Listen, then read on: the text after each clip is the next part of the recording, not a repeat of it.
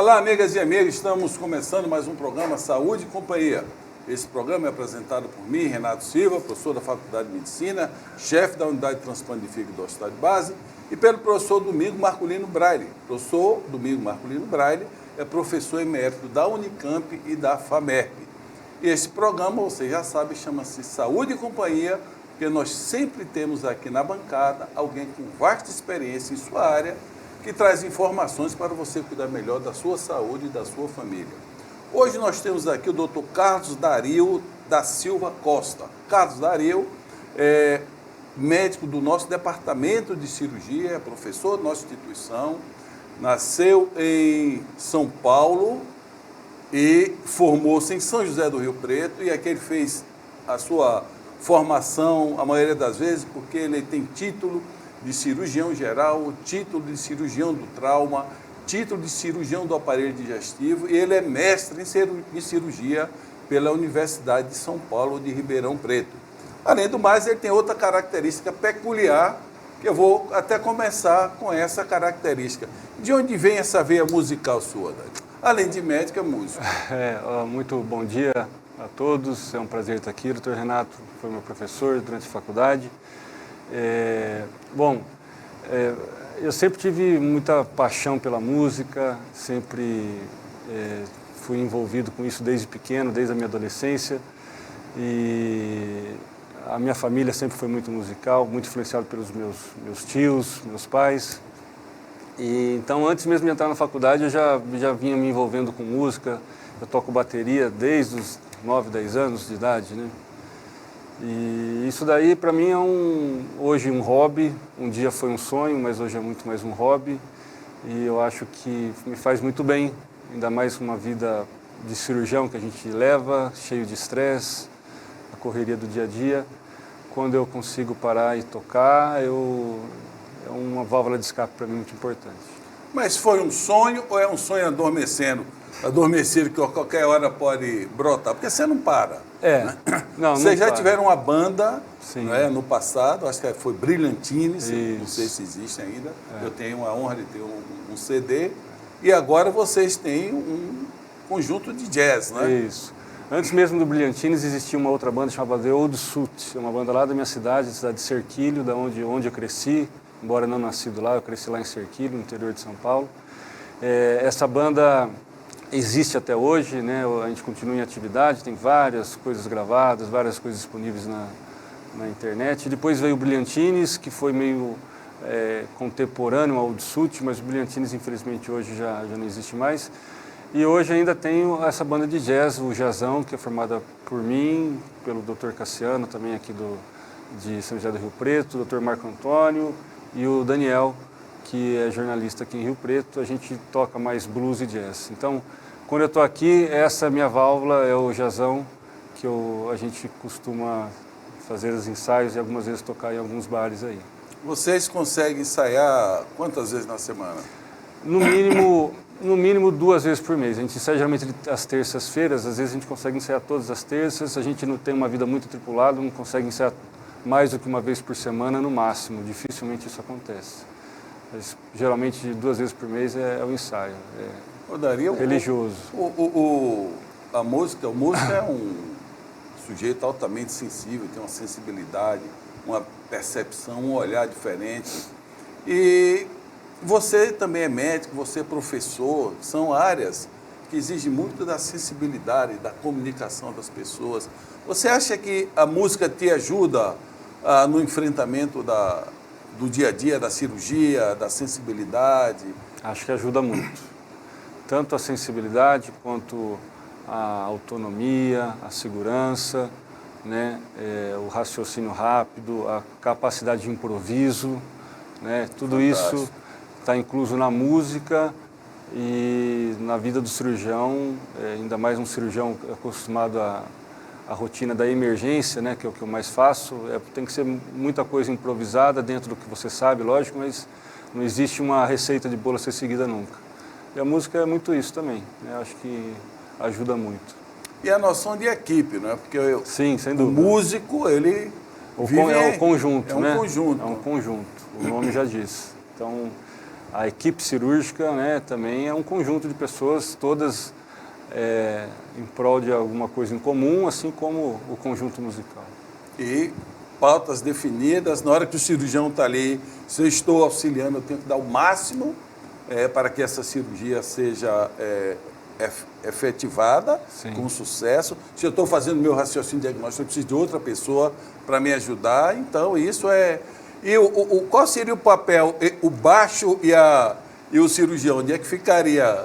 Dá para fazer alguma correlação? Da assim? bateria e do cirurgião? Bateria, do baixo com o cirurgião. Os outros instrumentistas que não me escutem, né? Mas a gente costuma falar que a bateria é quem manda. É a bateria que dá o andamento do negócio, né? Então, o cirurgião é bem isso. O cirurgião, muitas vezes, ele talvez não seja a pessoa mais estrela. Eu acho que o cirurgião de verdade é esse que não é muito estrela, que talvez seria o papel do guitarrista, né? Mas ele fica na retaguarda e comandando tudo. No atendimento ao trauma é muito isso, o atendimento não tanto no intraoperatório, mas o atendimento na emergência é sempre o cirurgião que comanda o atendimento. Então é como se ele fosse o baterista lá de trás, comandando todo mundo, dando andamento à música. Dario, tem um momento na cirurgia que nós não vamos obter sucesso. O doente vai morrer, o trauma grave, o transplante, e é frustrante para nós médicos, né? Quando eu digo nós médicos, toda a equipe de saúde, não só o médico. Mas eu queria fazer um paralelo. Com a música já teve assim, algum dia de vocês estarem tocando, dizer, olha, não deu, e teve que parar, e um show, ou isso nunca ocorreu? Não, ter que parar o show no meio, felizmente isso não aconteceu. É lógico que, assim como num procedimento cirúrgico, numa cirurgia, às vezes a equipe está mais entrosada, às vezes está menos entrosada, todo mundo é humano, então alguém está um pouquinho mais triste um dia. Então a gente percebe que, por exemplo, falando da música, algumas vezes o show vai melhor, outras vezes o show vai pior, né? O entrosamento existe, mas é muito dependente de muitos fatores. Mas nunca aconteceu, felizmente, da gente ter que parar e falar, não dá mais certo. Isso nunca aconteceu, não. Olha, nós vamos fazer um pequeno intervalo e depois nós vamos falar de uma das coisas mais graves que ocorrem no momento hoje, coincidência, que são os traumas.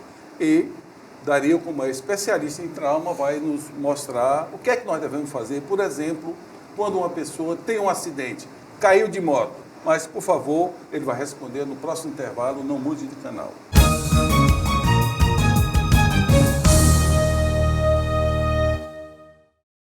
Itamaraty Contabilidade e Auditoria, 30 anos de serviço. Nem precisa dizer que vale a pena. Alcançamos todo o Brasil através da Rede Nacional de Contabilidade. Itamaraty Contabilidade e Auditoria. Inteligência fiscal é aqui.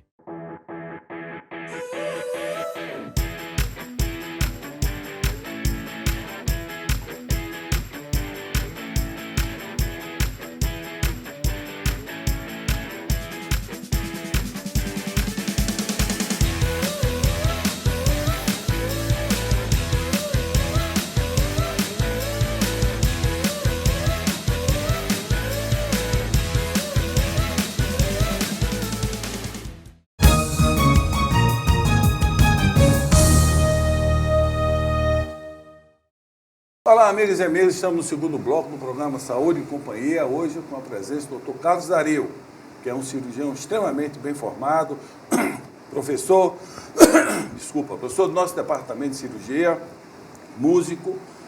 Você falou no bloco anterior da influência de tua família com a música. Quem foi a tua influência na medicina? Como é que você conseguiu, de uma família de músico, vir ser médico? Na verdade, assim, minha família é muito musical, mas meu pai é médico. Meu pai é médico. Então, a influência direta é do meu pai. Tenho um irmão médico, meu pai médico. Então, eu cresci no meio da medicina. Cresci lá na cidade de Serquilho, no meio de médicos, né? Então, sempre tive isso como um desejo, não via outra possibilidade na vida a não ser médico. E aí a minha história começa aí, com o meu pai, na verdade. E todas as influências tu vieram de casa, tanto da música quanto... E teu pai está em atividade Tá, ainda? meu pai está em atividade. Lá em Cerquilho? Lá em Cerquilho. Teus irmãos estão onde, os médicos? É meu irmão. Minha irmã não é médica. Meu irmão é médico, ele trabalha em Sorocaba e em Cerquilho também. Ah, tá bom. Ô, Dario, explica para a população aí, por favor, quais são os cuidados que uma pessoa deve ter em frente de um trauma, porque se tiver uma intempestividade dessas pessoas, o acompanhamento ou do acompanhante, isso pode ter graves consequências no paciente. Explica, por favor. Tá. Então, assim, uma coisa importante, acho, antes de falar do trauma, a gente médico começa a falar de trauma e a gente entende o que é o trauma, né? Mas às vezes o leigo pensa em trauma, a primeira coisa que ele pensa é no trauma psicológico. Então, na verdade, a gente não está falando desse trauma psicológico. É o trauma do acidentado, da pessoa que foi baleada, que foi agredida de alguma forma, toda forma de violência externa, isso para nós médicos a gente chama de trauma, né?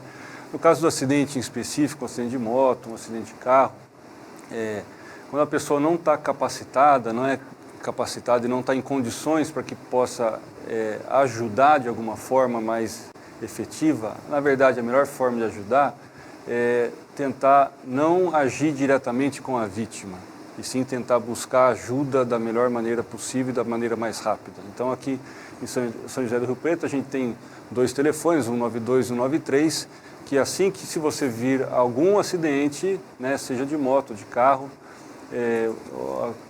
a coisa mais correta a ser feita é ligar um desses 2 telefones e tentar dar o máximo de informação com mais fidedignidade possível, com o endereço mais correto, o que você realmente está vendo. É muito perigoso você se aproximar da zona em que houve o acidente sem você ter alguma forma de proteção. Se por acaso você está muito perto do local, e, por exemplo, tem um motociclista que está de capacete, e você julga que está inconsciente, melhor não mexer, não tente tirar o capacete, tenta sinalizar de alguma forma o local para que não haja um novo acidente. Então sinalizar a via. Sinalizar a via, não deixar que carros passem pelo local. Se for uma rodovia, por exemplo, avisar a polícia rodoviária, né, para que às vezes precisa bloquear aquela via, aquela estrada. Então, o que eu recomendo é que, assim, não interfira na vítima. Chame ajuda o mais rápido possível.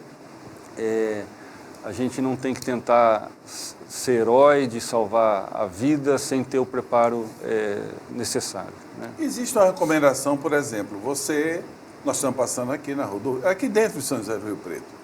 Aí, de repente, você se depara com um acidente de moto. Então, como é esse bloqueio que ele vai fazer? Existe uma distância recomendada que ele põe algum piquete, alguma coisa em relação à área do acidente? Vai depender muito da via, né? Da velocidade máxima que a via é permitida. Então, a gente tem que ser uma distância razoável que a pessoa que esteja vindo na velocidade permitida daquela via consiga fazer o desvio, consiga parar, né? Um acidente dessa natureza que o senhor está falando, um acidente de menor intensidade, uma coisa muito corriqueira que acontece, né? Então, se você se depara com esse tipo de acidente, o melhor fazer é para o carro, pergunta se a pessoa está precisando de ajuda, se ela quer ajuda ou não, né? E se ela é capaz de se movimentar. E se ela quiser ajuda, você aí aciona os números que eu já falei para que essas pessoas especializadas possam fazer o atendimento adequado. Esse 192 e 193 é SAMU? 192 é o SAMU, 193 é o resgate dos bombeiros. É o resgate do bombeiro. Funcionam 24 horas. Em média, em São José do Rio Preto, esse atendimento é rápido. Quando quem está do outro lado, consegue identificar essa gravidade. Quanto mais específico você conseguir ser nas informações, e quanto mais grave for o acidente, mais rápido vai chegar a ajuda, né? Infelizmente, um acidente de leve intensidade é muito frequente, né? Então, nem sempre, talvez a ajuda chegue tão rápido quanto a gente gostaria ou quanto a ansiedade de quem está pedindo gostaria, né? Porque realmente é muito frustrante você estar lá aguardando a chegada desse resgate ou da ambulância do SAMU e você vendo toda a situação. É muito frustrante se isso demora um pouco mais do que você gostaria, mas o que tem que ser feito é isso. Essa ansiedade também não pode fazer com que você vá ter uma atuação se você não tem Isso. conhecimento nenhum. Você não tem, mesmo a pessoa que tem conhecimento, é melhor que não faça se você não tem o equipamento adequado, não tem a proteção adequada. Por exemplo, se eu tenho conhecimento, me deparo com um acidente desse, eu pouco vou poder fazer se eu tiver como uma pessoa comum na rua, se eu não tenho luva necessária, se eu não tenho um colar cervical, nada que possa fornecer a proteção e o atendimento mais adequado ao paciente. Dario, imagine que a pessoa chega a ter um acidente desse e ele resolve ser intempestivo. Qual seria as consequências dessa ajuda que você vai tentar fazer e, na realidade, pode prejudicar o paciente? Mas ele vai responder no próximo bloco. Vamos para um pequeno intervalo.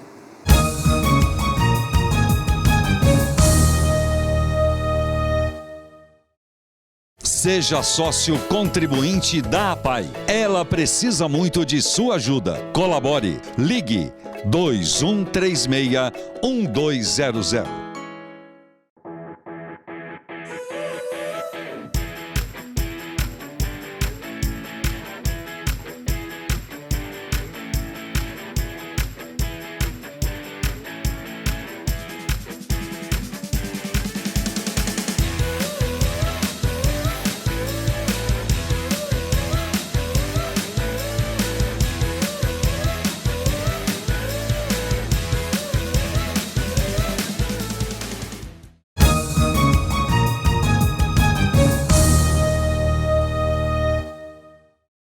Olá, amigos e amigas, estão voltando com o último bloco do programa Saúde e Companhia, hoje com a presença do Dr. Dario. Carlos Dario o que eu falei antes, é um músico, é um grande cirurgião, com várias formações. Imagina um médico, ele faz 6 anos para se formar, ele tem 3 residências e ainda é mestre em cirurgia, é uma dedicação intensa, e ele tem esse outro lado do hobby, que é a música. E ele está falando sobre trauma e a impossibilidade de você, na sua ansiedade, querer ajudar as pessoas. Isso pode ser ruim, Dani. Por que isso pode ser ruim? Pensando nos acidentes, né, você pode prejudicar a pessoa, principalmente em relação se houver algum trauma na coluna, né, uma fratura da coluna, que você pode pôr em risco uma fratura, né? A pessoa pode ficar paraplégica, tetraplégica, se não movimentar mais os braços, não movimentar mais as pernas, dependendo do tipo de mobilização que você fizer, se não for adequada e não for realizada da forma mais correta, né?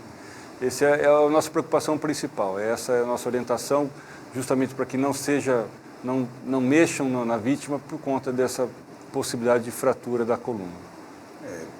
Isso aí é uma lesão que, às vezes, pode ser irreversível. Né? E com um instrumento adequado, você pode estabilizar essa lesão e a pessoa não ter esse tipo de lesão irreversível. Fora o acidente automobilístico, né? Ele tem,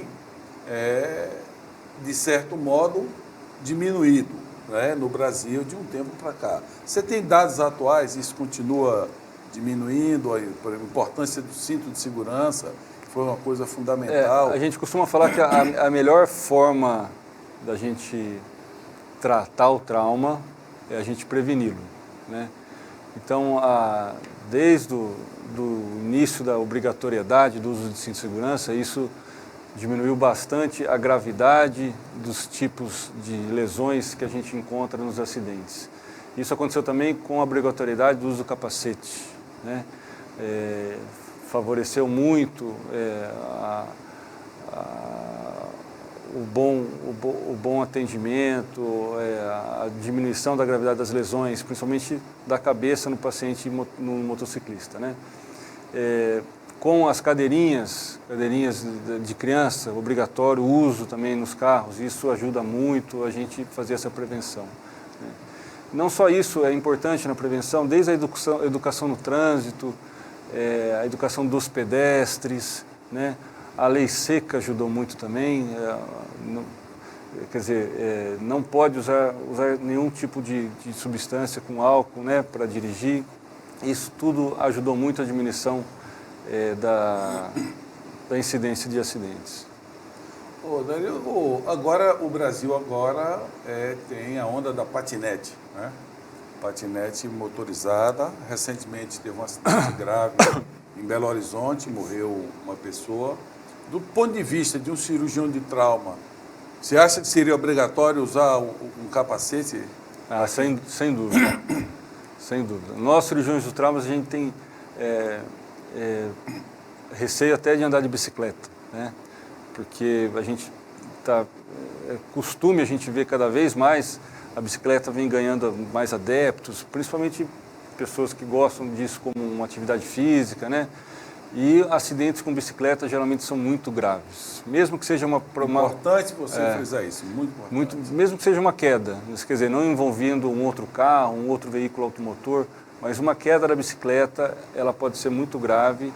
E, felizmente, a maioria das pessoas se conscientizam disso e usam protetores, mas mesmo assim o corpo está completamente exposto. Então, às vezes, a pessoa acha só uma bicicleta, não vai trazer nenhum prejuízo se eu cair, é só um ralado, mas não é bem isso. A gente vê lesões graves, com fratura de costela, com pneumotórax, quer dizer, vaza ar para fora do pulmão, às vezes trauma na barriga com sangramento interno, trauma na cabeça, trauma na face, é muito frequente isso. Então, um patinete que é motorizado, embora talvez não alcance uma velocidade muito grande, eu não sei qual é a velocidade que alcança, mas tem um potencial enorme para ter uma lesão grave, né? Então, seria necessário, ao meu ver, o uso de capacete, sim. Sem sombra de dúvida. Muitos anos atrás, quando eu morei na Inglaterra, era obrigado você usar o capacete para andar de bicicleta, obedecendo todas as normas de trânsito de uma bicicleta. Tanto é que quando nós voltamos para o Brasil, nossos filhos já estavam educados a andar de capacete. Aí eles saíam na rua, começaram a chamar cabeção, tal. Veio o bullying, eles deixaram de usar o capacete, né? Mas o capacete é fundamental, a bicicleta está aumentando, é saudável andar de bicicleta, mas tem que ter os cuidados, né? Porque a queda é trauma craniano, trauma abdominal. Nós estamos chegando perto ao final do programa. Eu queria te perguntar uma coisa. Quais são os sinais de alerta que um paciente que está em casa e de repente ele começa a sentir uma dorzinha abdominal? Qual é o limite que vocês dizem, olha, isso aqui eu preciso ir para o médico, ao invés de ficar em casa tentando ele bem fazer o diagnóstico? Porque hoje todo mundo tem um vizinho que é médico, né? Dá opinião. E agora tem doutor Google também. Isso.